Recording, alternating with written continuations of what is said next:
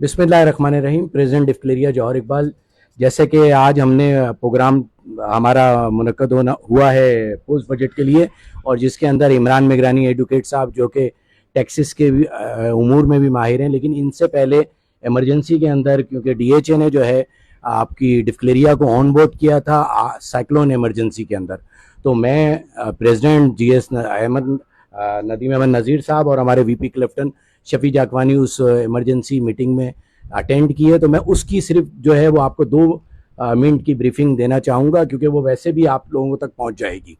अच्छा, डीएचए की तरफ से एडमिनिस्ट्रेटर साहब की तरफ से जो चीज़ें आई हैं वो ये है कि एक तो ये कि सीबीओ अपार्टमेंट, दरख्शां अपार्टमेंट और इमार वहाँ 144 है, तो किसी भी रेजिडेंस को जो है वहाँ जाने के लिए जो है ममानियत है, और ख़ास तौर पर इन 3 दिनों में 15, 16, 17 और ये साइक्लोन इमरजेंसी है, इसके अंदर कुछ भी हो सकता है। तो ये बताया ये गया है कि जनाब आप ख़ास तौर पे तमाम डीएचए के रेजिडेंट्स जो है वो बेसमेंट के अंदर किसी भी चीज़ को जो है वो ना रखें, और ख़ास तौर पे अपने डॉक्यूमेंट्स को इंश्योर करें कि वो या तो बैंकों के लॉकर्स में रख दें या वहाँ से निकाल लें, और इस टीम इमरजेंसी के लिए तैयार रहें, क्योंकि हम सब दुआ गो हैं और अल्लाह ताला से सब दुआ कर रहे हैं कि हमें डायरेक्ट यहाँ हिट ना करे साइक्लोन, लेकिन ये कि अगर कुछ भी किसी भी सूरत से 15, 16, 17 को हो सकता है, जिसके अंदर हैवी रेन हो सकती है, क्लाउड बर्स्टिंग हो सकती है, तो इन सारी चीज़ों से बचने के लिए एक तो ये कि पूरे कराची के लोगों को ख़ास तौर पे जो है वो डिक्लेरिया ये पैगाम देती है कि खुदारा आप लोग सीवीओ की तरफ ना आएँ, डीएचए की तरफ ना आएँ, क्योंकि यहाँ 144 जो है आपका लग चुकी है, और आपका एड्रेस के ऊपर जो एड्रेस है वो भी डीएचए का नहीं है, तो आपके लिए प्रॉब्लम्स क्रिएट्स हो सकती हैं। और डीएचए रेजिडेंट से भी अपील की जा रही है कि वो सीवीओ एमआर की तरफ ना जाएं, और जो लोग सीवीओ में रहते हैं उनसे भी ये रिक्वेस्ट है कि वो अपने बेसमेंट अपनी जगहों से वहाँ से निकल आएँ, सेफ जगहों पे चले जाएं। और इस साथ साथ बहुत सारी अपडेट आती रहेंगी जो कि जैसे जैसे हमारे पास आएंगी डीएचए की तरफ से हम आपको देते रहेंगे। और इमरजेंसी की सूरत में आप ये देख लीजिए कि आज सेक्रेटेरिएट में भी इमरजेंसी हो गई कि जो है वो 12 बजे से लाइट ही नहीं है यहाँ, तो हम यहाँ क्योंकि प्रोग्राम का हमने अरेंज कर लिया था और ये हमने पहुंचाना हर सूरत था अपने डिक्लेरेंस को, तो मैं जो है दिल की अता गहराइयों से इमरान मेगरानी साहब को जो है और अपने सीनियर्स जो मेरे यहाँ आए हुए हैं, जुल्फ़कार सिद्दीकी साहब, इम्तियाज़ साहब, हामिद शरीफ साहब और भी सारे लोग और मेरी मैनेजिंग कमेटी के तमाम लोग, इनका शुक्रिया अदा करता हूँ कि इमरजेंसी में भी यहाँ पर मौजूद हैं। तो इमरान साहब, मैं वक्त ज़ाया किए बगैर चाहूँगा कि आप फौरी तौर पर बजट पे जो है वो प्लीज़। बिस्मिल्लाहिर्रहमानिर्रहीम। इस दफ़ा बजट में गवर्नमेंट ने कंस्ट्रक्शन सेक्टर को रिलीफ दिया है और फर्दर कोई टैक्स कंस्ट्रक्शन सेक्टर पे या बिल्डर पे या डेवलपर पे या ब्रोकर पे कोई भी किस्म का टैक्स नाफिज नहीं किया। 2 होता है कि उसको 2% अगर फाइलर हो तो देना पड़ता है, 7% नॉन फाइलर पे देना पड़ता है, तो उसी को कायम रखा है, उसमें कोई चेंजेस नहीं किए गवर्नमेंट ने इस दफ़ा।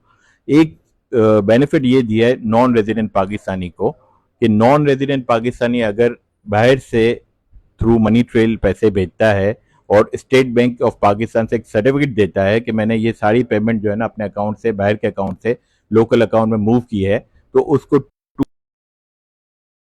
एक्स्ट्रा बेनिफिट मिला है। इसकी वजह से फॉरेन इन्वेस्टमेंट पाकिस्तान में जो ओवरसीज पाकिस्तानी की है वो पाकिस्तान में आने के इम्कानात हैं कि उसकी वजह से वो 2% टैक्स काफ़ी हो जाता है। बड़े प्लॉट पे तो आपका 500 गज के घर पे तकरीबन 10-15 लाख रुपए आ जाता है 2%, तो उसको बेनिफिट दिया गया है।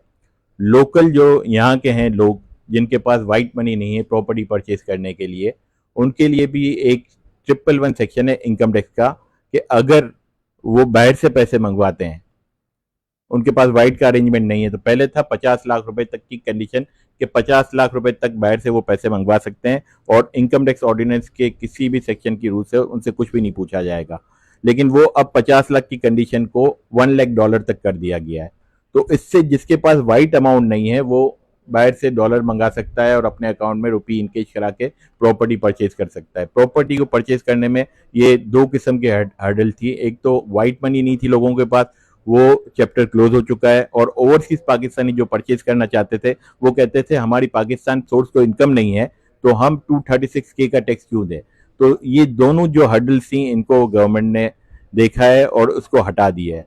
तो अब हम उम्मीद करते हैं कि कंस्ट्रक्शन सेक्टर में या प्रॉपर्टी सेक्टर में थोड़ा इम्प्रूवमेंट हाई आएगा इसकी वजह से। और दूसरा ये था इसमें कि आपका 236C में या 236K में कोई इजाफा नहीं किया गया। रूमर ये थी कि डबल कर देंगे इसको, लेकिन कोई डबल नहीं हुआ, उसी रेट पे कायम रखा गया है इसको।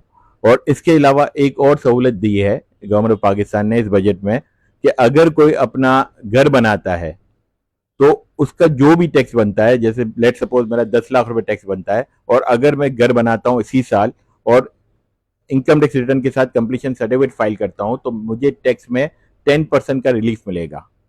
अगर 10 लाख रुपए मेरा टैक्स बनता है तो मुझे लाख रुपए रिलीफ मिलेगा, उससे मैं कुछ भी घर में काम करा सकता हूँ।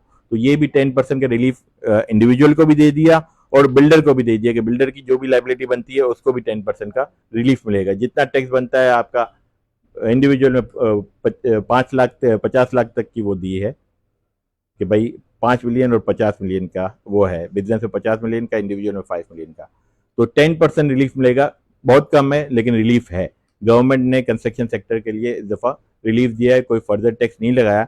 तो हम उम्मीद कर सकते हैं कि आगे के दिनों में कंस्ट्रक्शन इंडस्ट्री बूम करेगी और इस तरह आप लोगों का बिजनेस बाकी, और इससे मुल्क चलता है। कंस्ट्रक्शन सेक्टर का जो है ना, लास्ट टाइम मिफ्ता इस्माइल साहब ने इस पर टैक्स लगा दिए थे, डीम रेंटल लगा दिया था, 4C लगा दिया, 4C CVT होता है जो पाकिस्तानियों की प्रॉपर्टी बाहर है, उस पर भी टैक्स लगा दिया था, डीम रेंटल पे टैक्स लगा दिया था।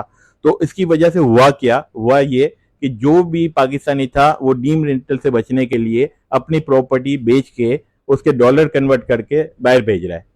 उनका मुफ्ती इस्माइल साहब का ये ख्याल था कि शायद इसके पैसे निकलेंगे प्रॉपर्टी से और इंडस्ट्री में जाएंगे, लेकिन इंडस्ट्री में इतनी जल्दी पैसे मूव नहीं होते। इंडस्ट्री के लिए जाने के लिए 2 3 4 साल 5 साल लगते हैं, तब आप इंडस्ट्री में जा सकते हो। और गवर्नमेंट की डायरेक्शन क्लियर होनी चाहिए इंडस्ट्री में जाने के लिए कि कौन सी गवर्नमेंट है, हमें तो कुछ भी नहीं पता। तो उसका सबसे बड़ा नुकसान ये हुआ कि टैक्स तो इतना नहीं मिला, लेकिन लोगों ने जो प्रॉपर्टी बेची डीम रेंटल को बचाने के लिए, उसके डॉलर परचेज किए, दुबई मूव किए, USA मूव किए, UK मूव किए, इसकी वजह से पाकिस्तान को बहुत बड़ा नुकसान हुआ।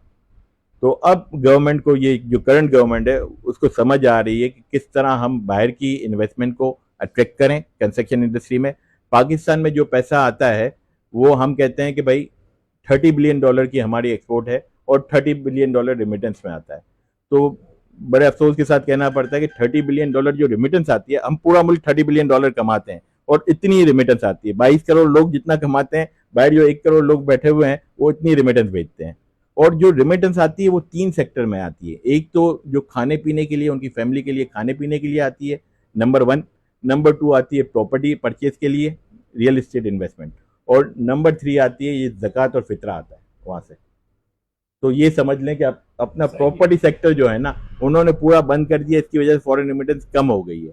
अब ये वाला जो इकदाम है ना, $1 लाख तक की छूट दे दी है, और इसमें भी गवर्नमेंट को करना पड़ेगा कि डॉलर का ओपन मार्केट में और जो इंटर बैंक में, वो बहुत बड़ा डिफरेंस है। अगर मैं बाहर से मंगवाता हूँ 315 रुपए का डॉलर मुझे TT से भिजवाना पड़ता है, और मंगवाता हूँ 285 पे मिलता है, तकरीबन 10% का फर्क है।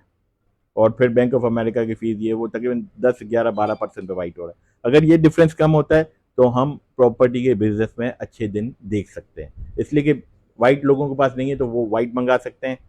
डीम इनकम का जो है वो चल रहा है, वो लिस्ट पेंडेंस है, हाई कोर्ट में पेंडिंग चल रहा है, सुप्रीम कोर्ट में पेंडिंग चल रहा है, CBT का भी पेंडिंग चल रहा है, तो उसमें हम बात नहीं कर सकते।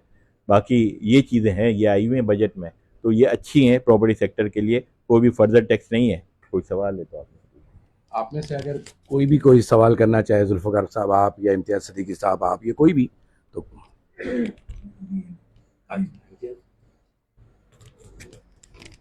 बहुत बहुत शुक्रिया इमरान मेगरानी साहब।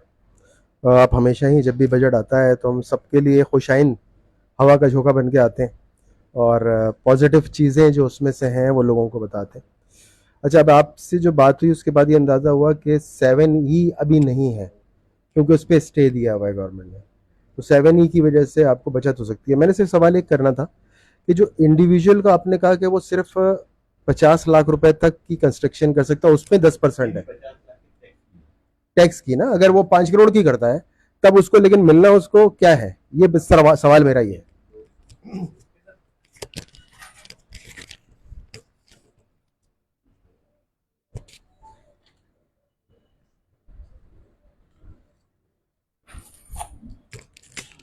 इसका हाँ 1 मिलियन, हाँ इंडिविजुअल की जो है ना 1 मिलियन तक टैक्स की सेविंग हो सकती है। अगर मैं इनकम टैक्स में डिक्लेयर करूंगा अपनी इनकम 10 लाख रुपए, तो मेरी सेविंग 10% हो सकती है उसका 1 लाख रुपए। अगर मैं टैक्स 20 लाख रुपए भरता हूँ तो मेरी इनकम टैक्स में सेविंग हो सकती है 2 लाख रुपए। इसी तरह मेरी 1 करोड़ रुपए अगर भरता हूँ मैं तो 10 लाख रुपए तक सेविंग हो सकती है।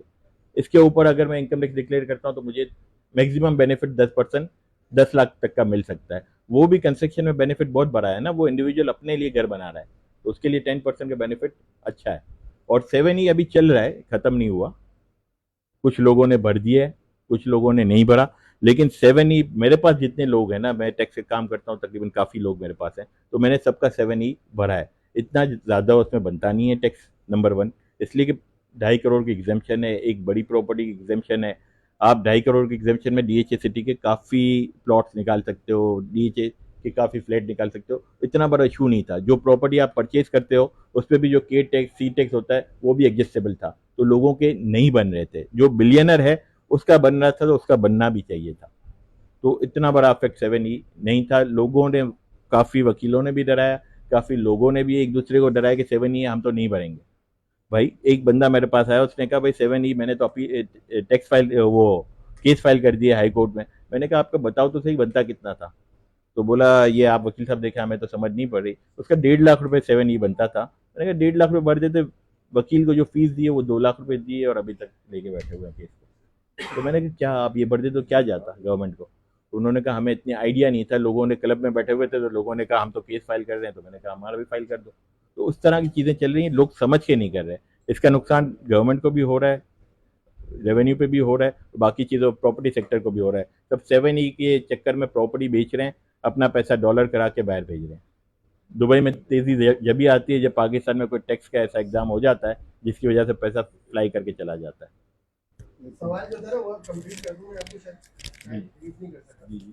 सवाल ये था कि क्या हम इंडिविजुअल है वो कंस्ट्रक्शन की लिमिट भी होगी?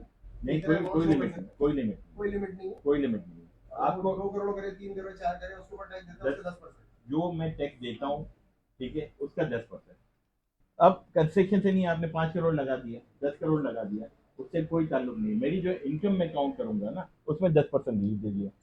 असल में इसमें रिलीव है 10% और 1 million, which ever is lower. 10 lakh से ऊपर का रिबेट नहीं है, इस तरह से उसमें लिखा हुआ है इसी तरह। हाँ, रिबेट 10 लाख से ऊपर नहीं है। कंस्ट्रक्शन आप जितने भी कर रहे हो। अच्छा, मेरा एक सवाल था इमरान भाई से, क्योंकि उसमें एक पॉइंट और भी है कि अगर आप अपनी प्रॉपर्टी को रीत को बेचते हैं तो उसमें आपको गेन टैक्स की एग्जाम्पशन है। तो उसको मैं समझ नहीं पाया, क्योंकि रीत को एक आम आदमी किस तरह बेचेगा, बिकॉज अभी रीत में डेवलपमेंट रीत अभी रिसेंटली लॉन्च हुई है, इससे पहले रेंटल रीत थी। तो वो अगर आप पॉइंट समझा सकें। और दूसरा, मेरा यहाँ डिस्क्लियरेंस से एक बात करने का मकसद ये है कि आज हम टैक्स की ब्रीफिंग के लिए बैठे हैं। हमारे पाकिस्तान में कल्चर है कि लोग टैक्स भरने से डरते हैं। जिस तरह इन्होंने अभी इतनी अच्छी मिसाल दी कि उस टैक्स के बचने के लिए उन्होंने 2 लाख रुपए का वकील कर लिया और टैक्स बन ही 1.5 लाख रुपए रहा था। और हमारे यहाँ कल्चर ये रहा है, क्योंकि हमारे पूरे पाकिस्तान में जो 25 करोड़ की आबादी में 1 मिलियन टैक्स पेयर था पहले, अब वो बढ़ता चला जा रहा है। तो हम लोग टैक्स भरने से डरते हैं, हम लोग पैनिक हो जाते हैं, नहीं टैक्स नहीं भरना। नॉन फाइलर रह के हम 10% भर देंगे, फाइलर होकर हम 1% भरने से डरते हैं। तो अब दुनिया भर में ये कल्चर खत्म हो गया। हमने भी पहले भी नहीं था, हमारे यहाँ भी आहिस्ता आहिस्ता लोगों को अवेयरनेस मिल रही है।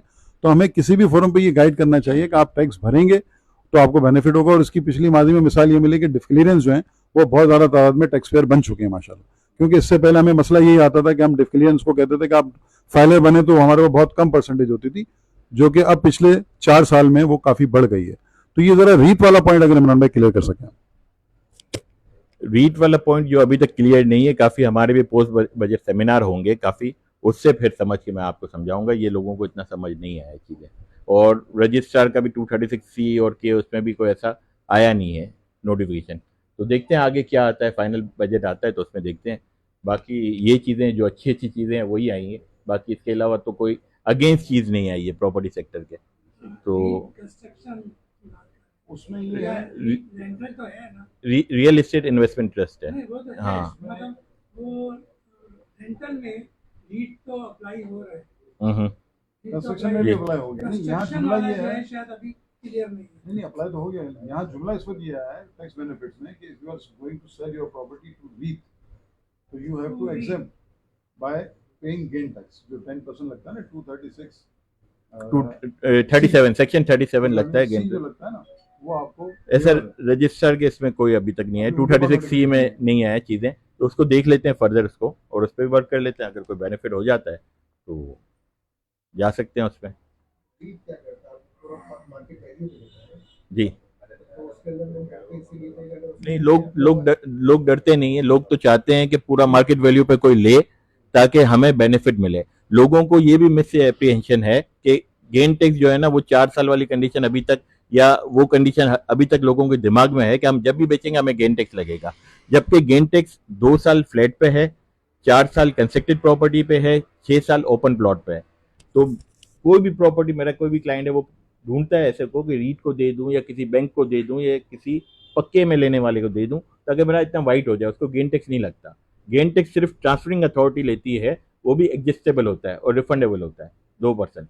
नहीं, लेकिन अभी तो टाइम लिमिट खत्म कर दी ना 6 साल वाली, अब तो अनलिमिटेड टाइम पे नहीं, अनलिमिटेड टाइम 2% के लिए है। ट्रांसफरिंग अथॉरिटी आपको डिडक्ट करेगी, बाद में रिटर्न में नहीं देना पड़ता। बाद में रिटर्न में अगर फ्लैट में है तो 2 साल का है, कंस्ट्रक्टेड प्रॉपर्टी 6 साल वाली लिमिट 4 साल है, और ओपन प्लॉट पे 6 साल। ट्रांसफर के टाइम पे देना है। ट्रांसफर के टाइम पे देना है ताकि उनके रिकॉर्ड पे आ जाए कि उन्होंने सिंपल ये कर दिया कि पूरे पाकिस्तान में कोई भी प्रॉपर्टी सेल करेगा 2% परचेज पे, 2% सेल पे। वो अपना एक डेटाबेस बना रहे हैं, उनको टैक्स भी मिल रहा है और डेटाबेस भी बना रहे हैं। नॉन फाइलर को उन्होंने पेनलाइज किया इस पे कि भाई आपको 7% देना है परचेज पे और 4% उस पर देना है गेन पे, तो उनको पेनलाइज किया और डेटा बना रहे हैं। बाकी आप रिफंड क्लेम भी कर सकते हैं और टैक्स एडजस्टेबल भी है 236C का। तो अगर कोई पूरे पे मिलता है सेलर जिसको हम सेल कर सकें तो हमारे पैसे वाइट हो जाते हैं। वाइट की कीमत ही 10-15%, 20% पे है। आखिरी सवाल जो मेरा है, जी तो ये कहना था मुझे कि आपने कहा कि रीट को हम देते तो मार्केट वैल्यू पे देते। अगर कोई शख्स अपनी प्रॉपर्टी को पहले साल में ही दे रहा है रीट को, हाँ हाँ, ठीक है, तो 15% है, डिफरेंस हो रहा है, वो तो 15% है मैक्सिमम। 15% है। तो आप जो भी व्हाटएवर जो मार्केट प्राइस है उसका डिफरेंस 15% देना है। हाँ देना है। तो ये कह रहे हैं ना कि ये एग्जेम्प्ट हो चुका है, इसको फर्दर हम देख लेते हैं चीज़ों को, वो समझ के हमारे भी पोस्ट बजट सेमिनार होंगे, उसको समझ के हम आगे जाएंगे। एक पॉम्फलेट बना के हम जितने भी जो अच्छी चीज़ें हैं ना, वो आपके जितने भी ब्रोकर्स हैं, रियल्टर्स हैं, सबको दे देना कि ये अच्छा हुआ है, ताकि वो भी अपने जो क्लाइंट हैं, लोकल क्लाइंट है, फॉरेन क्लाइंट है, सबको बताएंगे पाकिस्तान में ये बेनिफिट अब मिल रहे हैं।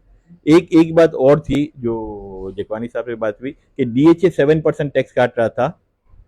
जो नॉन फाइलर का परचेज हम कर रहे थे, जो भी नॉन रेजिडेंट परचेज कर रहा था, उसका 7% टैक्स काट रहा था DHA। अभी 1.5 से 2 महीने पहले मेरी DHA से बात हुई थी। मेरा एक प्लॉट था, मैंने किसी के थ्रू ट्रांसफर कराया था, तो सेलर नॉन रेजिडेंट पाकिस्तानी था। तो जब DHA में हम गए तो उन्होंने कहा कि भाई गेन टैक्स 4% होगा, इसलिए नॉन रेजिडेंट पाकिस्तानी है। मैंने कहा नाइको बना हुआ है इसका, तो आपको ये फाइलर काउंट होगा, और जब परचेज करेगा तब भी 2%, सेल करेगा तब भी 2%। उन्होंने कहा नहीं, हमारे लॉ में ये नहीं है। मैंने कहा हमारा लॉ घर से लाए हो क्या? जो बुक में है वही है ना, आपका जो बजट पास हुआ है। फिर उनको मैंने समझाया था, उनको बुक भी दिखाई, उनको सारी चीजें बताई, लेटर दिया, और मैंने उनको धमकी भी दी है कि आपने जो नुकसान किया है, ये अरबों रुपए का नुकसान किसका किया है? जो DHA के इन्वेस्टर हैं उसका नुकसान कर दिया है। DHA में कौन प्रॉपर्टी लेगा? 7%। अब 500 गज का बंगला होता है, उसका आपका तकरीबन ऑफिशियल वैल्यू 6 करोड़ होती है। आप 5% टैक्स एक्स्ट्रा ले रहे हैं, 30 लाख रुपए एक्स्ट्रा ले रहे हैं, या प्लॉट पे आप ले रहे हैं एक्स्ट्रा 17 लाख रुपए, तो नहीं लेगा आपको। आप पढ़ो तो सही, देखो, आप अपने लीगल डिपार्टमेंट में मुझे भेजो। तो उन्होंने कहा नहीं सर, ये समझ आ गई। मैंने कहा 2 दिन बाद आऊंगा, आप देख लें, अगर होता है तो ठीक है, वरना मैं पिटीशन फाइल करता हूँ, आपसे क्लेम करता हूँ। तो उन्होंने कहा ये मिस्टेक हो गई थी, अब हम 2% ही लेंगे। तो वो एक इसके अंदर में मेरा भी केस हुआ था। हाँ हाँ, तो मैंने DHA वालों से मेरी बात हुई थी, तो उन्होंने मुझसे कहा था कि आप इनका जो है, हमें इनका पासपोर्ट और इनका एवलास कोई जरूरत नहीं है, कोई जरूरत नहीं है। हाँ, क्योंकि मैंने ये आपका कब हुआ था? तकरीबन कुछ 3 से 4 महीने पहले की बात है, और मैंने ये दिया था तो उन्होंने मुझसे 2% ही दिया। हाँ, सेलर का रेटिंग उन्होंने मुझसे पासपोर्ट और क्या मांग रहे थे? पासपोर्ट मांगा था, और उन्होंने लास्ट उनकी जो है ना, क्या कहते हैं, पैसे थ्रू बैंकिंग चैनल आए हैं, और उन्होंने सिर्फ ये बता दिया कि आपने आकर उसका बैंक सर्टिफिकेट हमें दिखा देगा। बैंक सर्टिफिकेट किस लिए दिखा दें? वो मुझे नहीं पता, उन्होंने पीछे क्या verify नहीं किया, नहीं मुझे नहीं, पता। वो उसको मिस, वो एक गलत बात ये समझ रहे थे कि बैंकिंग चैनल से पैसे आए हों और आप पासपोर्ट दिखाएंगे। बैंक सर्टिफिकेट मांगी और पासपोर्ट मांगा, ये मांगते थे, वरना 7% डिडक्ट करते थे। ऐसा कोई भी लॉ नहीं था। हाँ, तो लॉ ये था कि जिसका भी नाइकोब बना हुआ है या POC बना हुआ है, वो फाइलर काउंट होगा। बस इससे आगे पूछने की DHA वालों को जरूरत नहीं थी। DHA वालों को मैंने समझाया कि भाई ये जो मैं आ रहा हूँ या दूसरे लोग आ रहे हैं, ये आपके क्लाइंट हैं, और दुनिया बहुत छोटी हो गई है। आप इतना टैक्स लगाओगे जो कि लगता भी नहीं है, तो आपके पास लोग नहीं आएंगे, लोग दुबई चले जाएंगे, यूएसए चले जाएंगे, यूके चले जाएंगे, दुनिया बहुत छोटी है।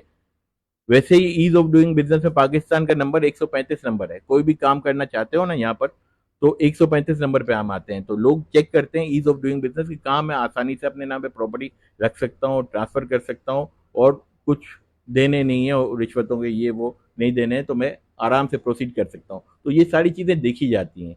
पाकिस्तान इस मामले में बहुत पीछे है, तो हमें उसके लिए भी ईज ऑफ डूइंग बिजनेस में भी आगे चीज़ें करनी है, जिसके लिए गवर्नमेंट ऑफ सिंध अब काम कर रही है कि जो रजिस्ट्रार का सिस्टम है इसको अपग्रेड करके जिस तरह नादरा का सिस्टम है उस तरह कर रही है। और मैं भी उनके साथ हूँ, जो IMF के प्रोग्राम हो रहा है, वर्ल्ड बैंक के प्रोग्राम हो रहा है, उनके साथ हूँ। लेकिन कुछ ना कुछ हर्डल आ रही हैं कि भाई ये सिस्टम खत्म हो गया तो क्या होगा। तो देखें, अल्लाह खैर करे।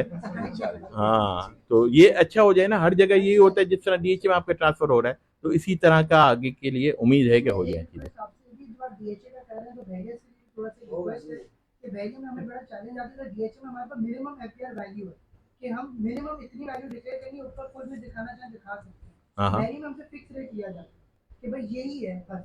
और सबसे बड़ा प्रॉब्लम ये कि हमसे 250 गज का लिया जाता है टैक्स, जबकि वहाँ पे जो ऑफिशियली वो जो देते हैं वो 272 यार्ड देते हैं, तो 22 गज का हमसे कोई टैक्स नहीं देते हैं। एक्स्ट्रा लैंड के ऊपर कोई टैक्स नहीं है। आपसे 250 गज की कैटेगरी भी टैक्स लिया जाता है।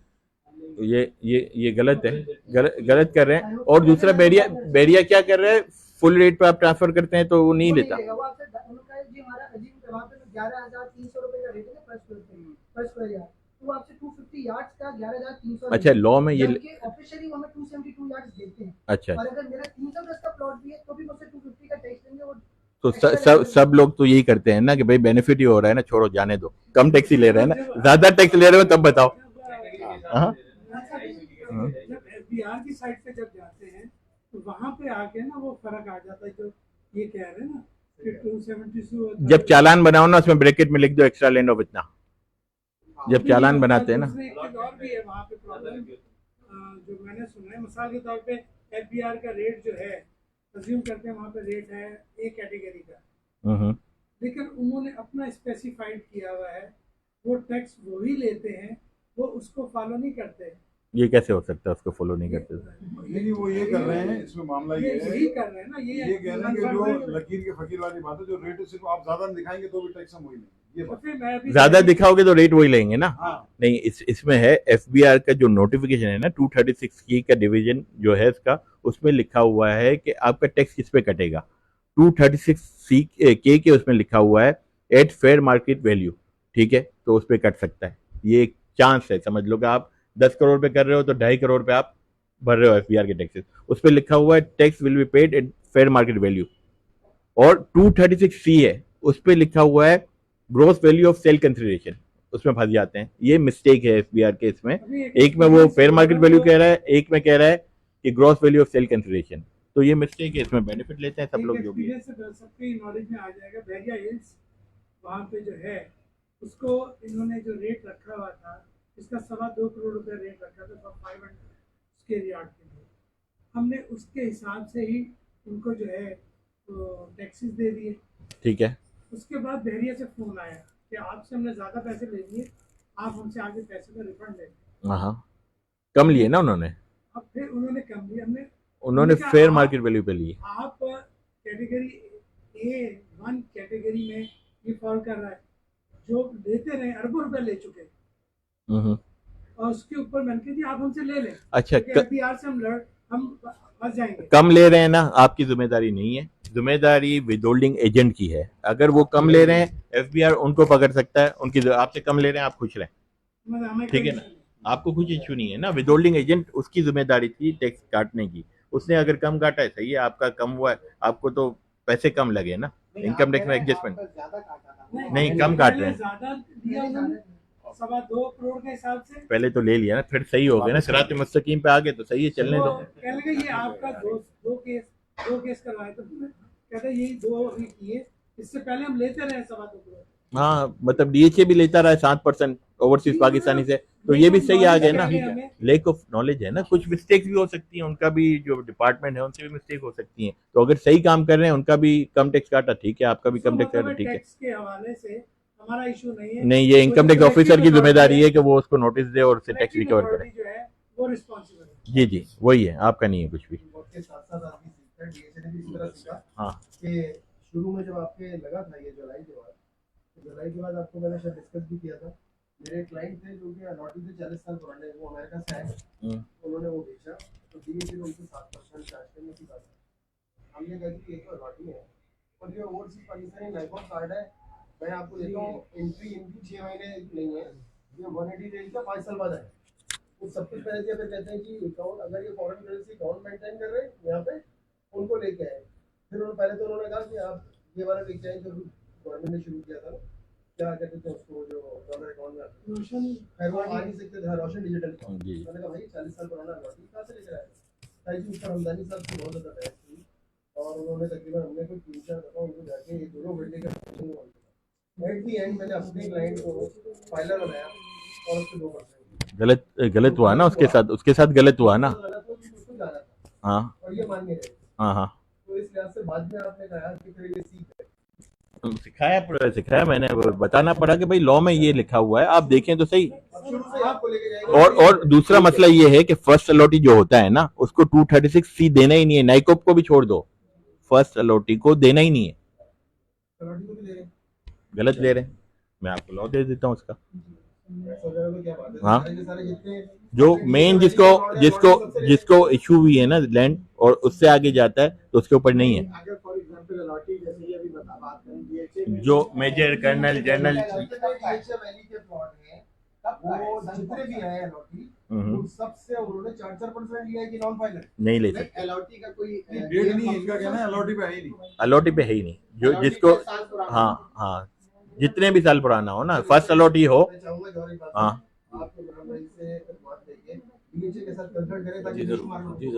बिल्कुल ये अच्छा हो जाएगा, बिल्कुल 100% है, 100% है। फर्स्ट अलॉटी से नहीं ले सकते। फर्स्ट नाइकोप को भी छोड़ दो ना, आप सबको छोड़ दो। 7%,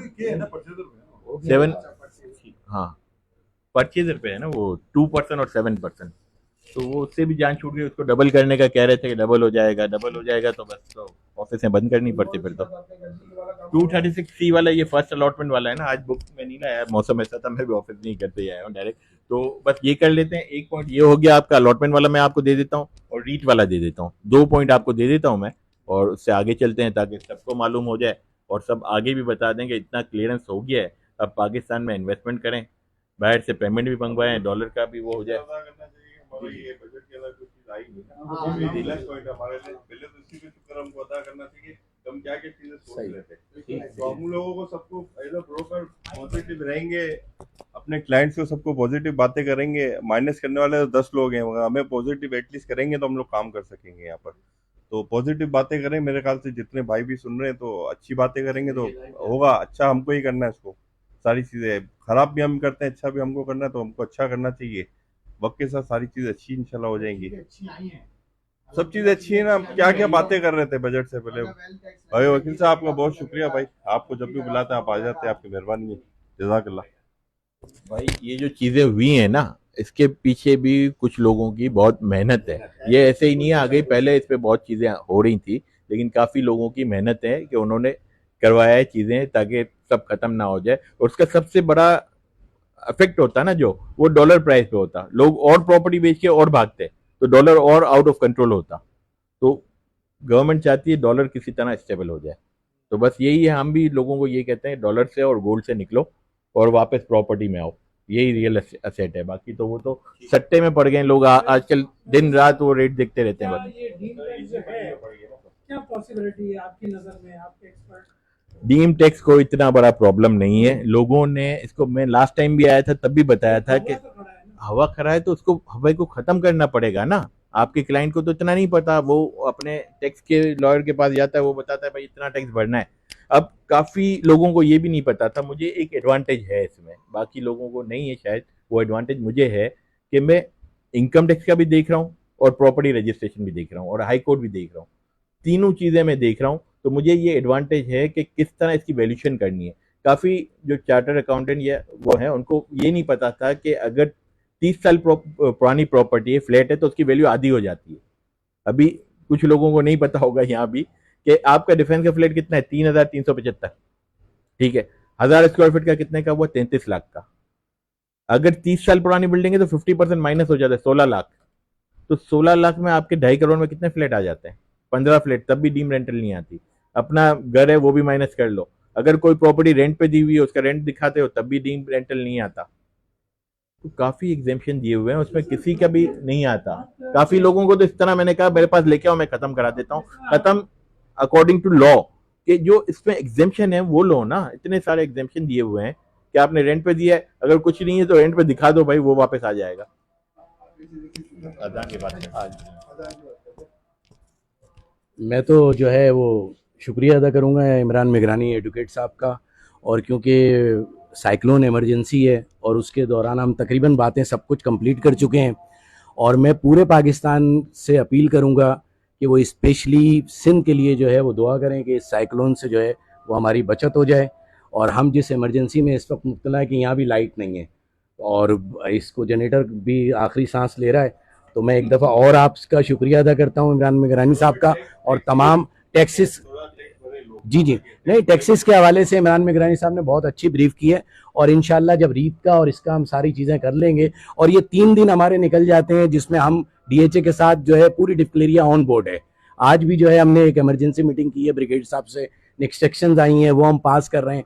तो हम पूरे पाकिस्तान से ये अपील कर रहे हैं कि भाई आप पूरे सिंध के लिए दुआ करें कि हम इस साइक्लोन पीरियड से निकल जाएं, और इंशाल्लाह निकलेंगे तो फिर इमरान मेगरानी साहब को बुलाएंगे और टैक्सेस के ऊपर और बाकी चीज़ों के ऊपर बहुत अच्छी जो है वो नेगोशिएशन और डिस्कस होगी। और जैसे कि इमरान ने कहा कि हम DHA के CFO के से भी जाके मिलेंगे, जो मसले मसाइल हैं उनको इंशाल्लाह रिटर्न करेंगे। तो बहुत शुक्रिया इमरान भाई आपका, और आप सबका भी बहुत बहुत शुक्रिया। अस्सलाम वालेकुम व रहमतुल्लाहि व बरकातहू।